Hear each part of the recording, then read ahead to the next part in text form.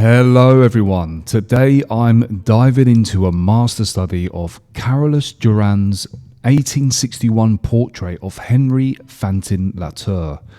To capture the depth and richness of this piece, I'll be experimenting with softer, darker pencils, specifically 6B and 5B, to enhance the shadows and bring the portrait to life.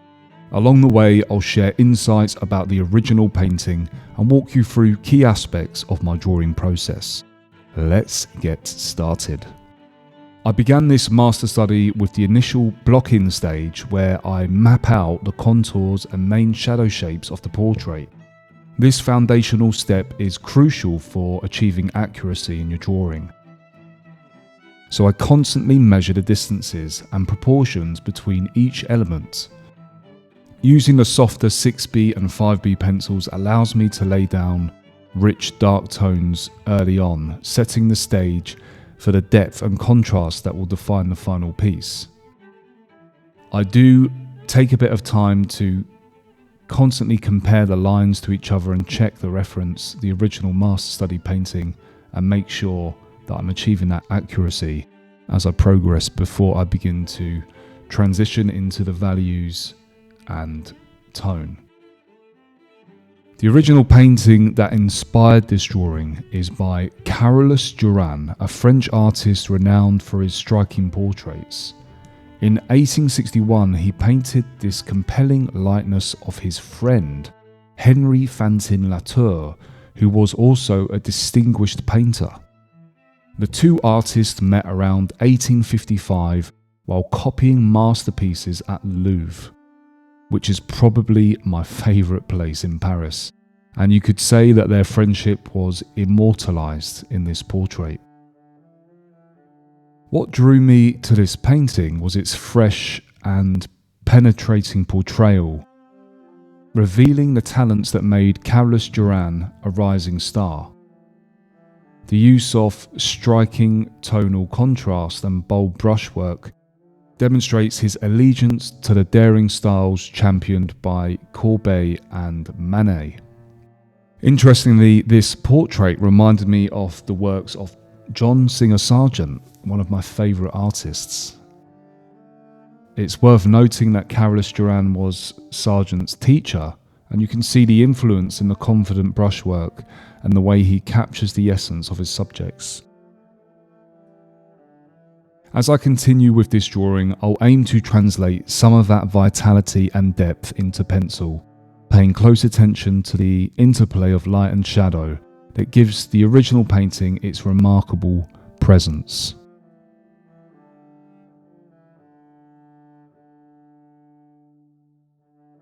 As you can see, up to this point in the master study, I've been using the overhand grip where I'm holding the pencil with my hand basically placed over and clutching the pencil with my fingers. This has given me a much broader stroke and allowed me to fill in those shadow areas more easily and get these darker tones in as soon as possible. After I've laid down what I'm satisfied with as being the foundation of the shadows, I then switch my grip to the writing grip. And here I am starting to define a little bit of the details, bringing in the shapes of the eyes and the nose and also some of the hair strands. It's not important to do any details at this stage, but there's always that temptation. You want to bring in some of those details as your drawing or painting develops and keep working around the whole thing instead of getting focused and bogged down in one area. And as I'm doing this, I'm still comparing myself to the original, looking back and forth and still measuring and checking that I've actually got things in the right place. I'm also using a kneaded eraser for mistakes that I've made or shadow areas that I want to clean up and bring in a bit more light. And constantly changing my grip as I go about different parts of the drawing.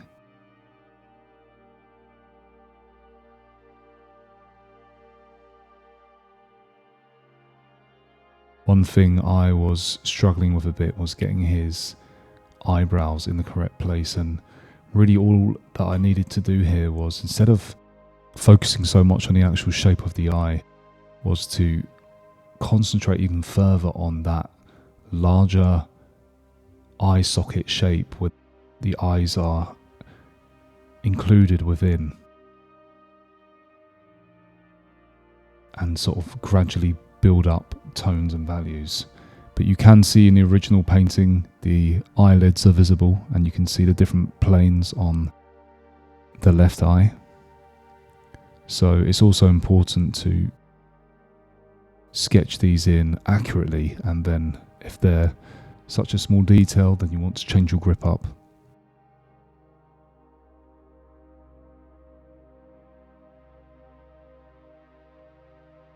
As I'm getting to this stage, I'm starting to develop a little bit more of the lines that are closest to the focal point, his eyes, and then I keep switching the grip up to bring in the shadows of the hair. The values of his hair on the right hand side of his face are darker than the background, and his clothing is as well.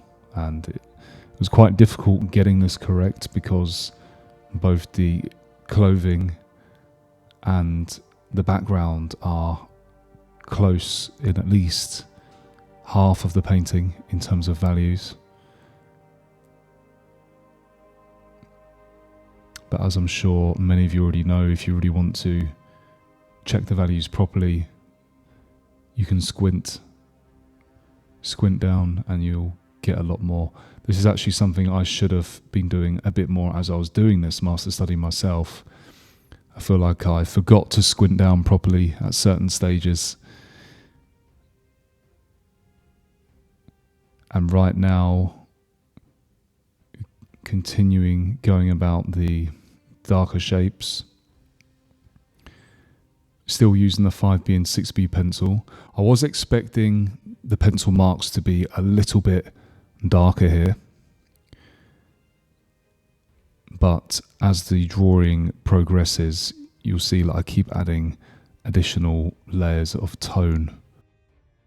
And one thing that I really liked about the original was the painterly effect that Duran managed to capture in his work, and it's really made me want to actually look into more of his paintings that undoubtedly inspired John Singer Sargent. Like I said, this painting actually reminded me of Sargent's work, and I thought it was his painting. You have the loose brushstrokes, the realism, but also when you get up close to these kind of paintings, you can see that there's not much there in terms of detail. It appears highly detailed, but it isn't. I think this is part of the genius of the work. Now, I want to take some time to talk about why I think these pencil master studies are so valuable and why they're such a rewarding practice for any artist at any stage of their journey. First of all, they're an incredible way to sharpen your observational skills. When you're working from a master's painting or drawing, it's not just about copying, it's about truly studying and trying to understand the masterwork, observing and paying attention to each small detail and the bigger picture. You're examining how the contours flow, how the proportions of the face or figure fit together, and how light interacts with the forms. It forces you to slow down and really see the nuances that make the piece so striking. Over time, this heightened awareness carries over into your original work, helping you notice subtleties in real-life subjects or reference photos that you might have missed before. They're also fantastic for building confidence in your technique. When you're trying to translate something as complex as a master painting into pencil, you're constantly making decisions how to simplify certain areas, how to replicate a soft gradient, or how to create the illusion of texture with just the lines and shading. For example, in this piece, I'm experimenting with softer pencils to see how much richness and depth I can achieve in the shadows. These small experiments help you discover what works for you, which ultimately makes you more versatile and confident as an artist. Another reason I love master studies is that they connect you to the history of art. It's like having a one-on-one session with some of the greatest artists who've ever lived. When you study their work, you start to understand their decisions, why they placed a shadow here, or why they used a specific shape or composition. It's inspiring to think about the context in which these works were created, the techniques available at the time, and how those artists pushed the boundaries of what was possible. For me, it's like stepping into their shoes, even if just for a moment, and gaining a deeper appreciation for their genius. Master studies are really an excellent way to push yourself outside your comfort zone. Each piece presents its own unique challenges. Maybe it's the complexity of the composition, the subtlety of the tones, or the intricacy of the details. Tackling something you wouldn't normally choose forces you to problem solve and adapt, which is such an important part of growth as an artist. It's not always easy, but it's so rewarding when you start to see the progress. Ultimately, these studies are like workouts for your artistic muscles. They help you develop your skills, expand your knowledge, and refine your technique, all while paying homage to the incredible artists who came before us. And as you can see with my master study, how it's progressing, I am getting closer to a likeness of the original painting by Duran. There's a few things that I could definitely have improved on here, but I think I'm getting closer to the likeness. I'd like to push the values a bit darker overall across the entire sketch.